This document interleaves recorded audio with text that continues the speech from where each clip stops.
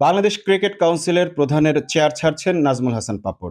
গত কয়েকদিন এমন গুঞ্জন শোনা গেলেও এখন এই ব্যাপারে আনুষ্ঠানিক ঘোষণা দেয়নি পাপন। তবে এটা পরিষ্কার, বিসিবিতে তার সময় এখন শেষের পথে, যা মানছেন বিসিবির অন্য পরিচালকরাও। স্বাভাবিকভাবেই তাই প্রশ্ন উঠেছে, পাপন বিসিবি প্রধানের চেয়ার ছাড়লে সেই চেয়ারে বসবেন কে, অর্থাৎ কে হচ্ছেন নতুন বিসিবি প্রধান। এ ব্যাপারে এখনই নিশ্চিত করে কিছু বলা যাচ্ছে না, এটা সত্য। তবে এ তালিকায় রয়েছে বেশ কিছু নাম, যাদের যে কাউকে পরবর্তী বিসিবি প্রধান হিসেবে দেখা যেতে পারে। এ তালিকায় জোরালো গুঞ্জন, বিসিবি ও এসিসির সাবেক শীর্ষ কর্মকর্তা সৈয়দ আশরাফুল হক হতে যাচ্ছেন বোর্ড প্রধান। অনেকে আবার জাতীয় দলের সাবেক প্রধান নির্বাচক ফারুক আহমেদকে দেখছেন বিসিবি প্রধানের ভূমিকায়। তবে এই দুজনের বাইরেও আছে বেশ কয়েকটি নাম। বিসিবির বর্তমান পরিচালক মাহবুব আনামের নামও আছে এই তালিকায়। তবে অনেকে আবার বলছেন, অন্তর্বর্তীকালীন সরকারের পক্ষ থেকে একজন সেনা কর্মকর্তাকে দায়িত্ব দেওয়া হতে পারে বিসিবি প্রধানের।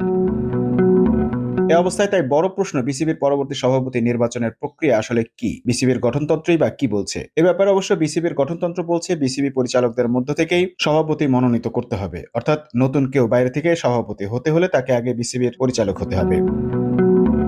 এক্ষেত্রে নিয়ম হলো, নতুন সভাপতি নিয়োগ দিতে হলে তাকে আগে পরিচালক পর্ষদের সদস্য হতে হবে। আর এই সদস্য হয়ে থাকেন ক্লাব কোটা, জেলা বিভাগীয় কোটা, জাতীয় দলের সাবেক অধিনায়ক কোটা, সার্ভিসেস ও ক্রীড়া পরিষদ সহ বিভিন্ন ক্যাটাগরি মিলে 170+ কাউন্সিলর। এর বাইরে থেকে কাউকে পরিচালক করে আনার কোনো বিধান নেই।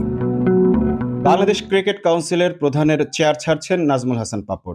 গত কয়েকদিন এমন গুঞ্জন শোনা গেলেও এখন এই ব্যাপারে আনুষ্ঠানিক ঘোষণা দেয়নি পাপন। তবে এটা পরিষ্কার, বিসিবিতে তার সময় এখন শেষের পথে, যা মানছেন বিসিবির অন্য পরিচালকরাও। স্বাভাবিকভাবেই তাই প্রশ্ন উঠেছে, পাপন বিসিবি প্রধানের চেয়ার ছাড়লে সেই চেয়ারে বসবেন কে, অর্থাৎ কে হচ্ছেন নতুন বিসিবি প্রধান। এ ব্যাপারে এখনই নিশ্চিত করে কিছু বলা যাচ্ছে না, এটা সত্য। তবে এ তালিকায় রয়েছে বেশ কিছু নাম, যাদের যে কাউকে পরবর্তী বিসিবি প্রধান হিসেবে দেখা যেতে পারে। এ তালিকায় জোরালো গুঞ্জন, বিসিবি ও এসিসির সাবেক শীর্ষ কর্মকর্তা সৈয়দ আশরাফুল হক হতে যাচ্ছেন বোর্ড প্রধান। অনেকে আবার জাতীয় দলের সাবেক প্রধান নির্বাচক ফারুক আহমেদকে দেখছেন বিসিবি প্রধানের ভূমিকায়। তবে এই দুজনের বাইরেও আছে বেশ কয়েকটি নাম। বিসিবির বর্তমান পরিচালক মাহবুব আনামের নামও আছে এই তালিকায়। তবে অনেকে আবার বলছেন, অন্তর্বর্তীকালীন সরকারের পক্ষ থেকে একজন সেনা কর্মকর্তাকে দায়িত্ব দেওয়া হতে পারে বিসিবি প্রধানের।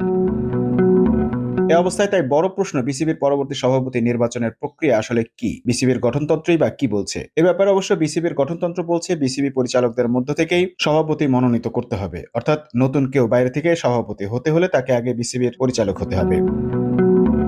এক্ষেত্রে নিয়ম হলো, নতুন সভাপতি নিয়োগ দিতে হলে তাকে আগে পরিচালক পর্ষদের সদস্য হতে হবে। আর এই সদস্য হয়ে থাকেন ক্লাব কোটা, জেলা বিভাগীয় কোটা, জাতীয় দলের সাবেক অধিনায়ক কোটা, সার্ভিসেস ও ক্রীড়া পরিষদ সহ বিভিন্ন ক্যাটাগরি মিলে 170+ কাউন্সিলর। এর বাইরে থেকে কাউকে পরিচালক করে আনার কোনো বিধান নেই।